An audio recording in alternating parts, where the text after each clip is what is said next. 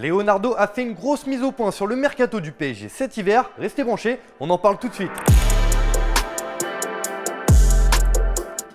Salut les amoureux du ballon rond, bienvenue dans votre JT Foot Mercato. Le marché des transferts n'a pas encore ouvert ses portes, mais des tendances se dessinent déjà au PSG où Leonardo a annoncé la couleur pour cet hiver. Présent devant les étudiants de la Sorbonne à Paris pour une conférence, le directeur sportif du club de la capitale a fait un point sur son équipe et ses besoins. Normalement, des équipes qui ont besoin de quelque chose en plus, ce qui n'est pas notre cas honnêtement, cherchent une opportunité plus qu'un gros investissement. Le mercato fait rire de temps en temps.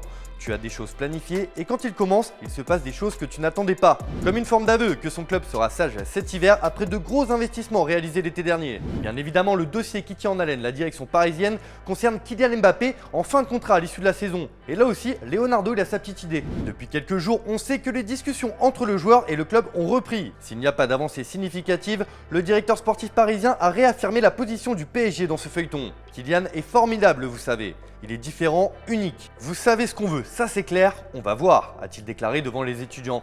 D'ailleurs, en Espagne et au Real Madrid, on voit d'un mauvais œil que l'international français puisse de nouveau discuter avec le PSG d'une prolongation de contrat. Cette semaine, c'est le quotidien Sport qui indiquait que les merengues n'étaient pas sereins, puisqu'officiellement, Mbappé n'a pris aucune décision concernant son avenir. La Casablanca craint que la direction parisienne ne parvienne finalement à prolonger le génie français. Ça serait un énorme coup dur pour le club madrilène qui a fait de l'international tricolore sa cible prioritaire pour l'été prochain.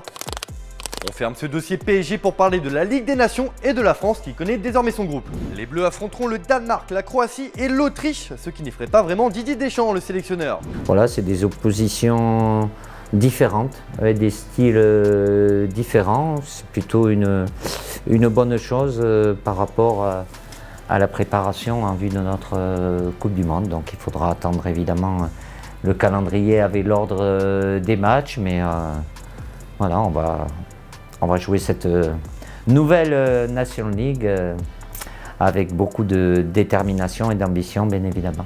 C'est d'ailleurs la question du jour, les amis. Pensez-vous que la France va remporter une nouvelle Ligue des Nations?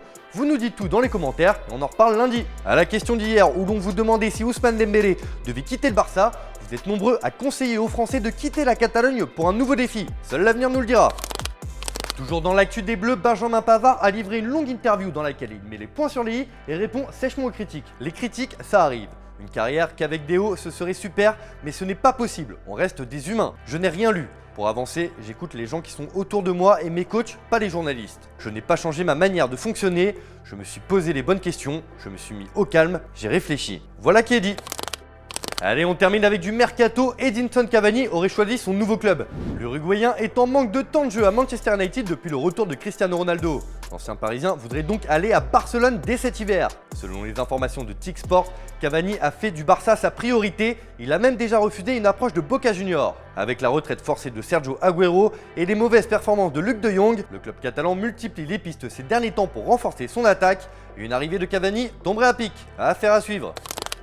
Enfin, c'est en France que ça pourrait bouger pour Youssef Belaïli. L'international algérien a été libéré de son contrat avec le Qatar SC et pourrait rebondir en Ligue 1. Auteur d'une Coupe arabe 2021 de toute beauté avec les Fennecs, avec notamment un but d'anthologie inscrit en quart de finale contre le Maroc, ses dernières prestations attisent les convoitises. Selon nos informations, Saint-Etienne et Montpellier sont sur le coup et espèrent le recruter prochainement. En tout cas, l'attaquant n'est pas du tout fermé à l'idée d'un retour en Ligue 1. Allez, on termine avec l'image du jour, les amis, et on part au pays de la Seleção lors du match entre l'Atlético Mineiro et l'Atlético Paranense en Coupe du Brésil. Et le beau geste nous vient de Guilherme Arana, joueur de Mineiro, qui s'en va donner son maillot à un jeune supporter dans les tribunes qui lui rend le maillot de l'équipe adverse. C'est aussi ça le foot qu'on aime.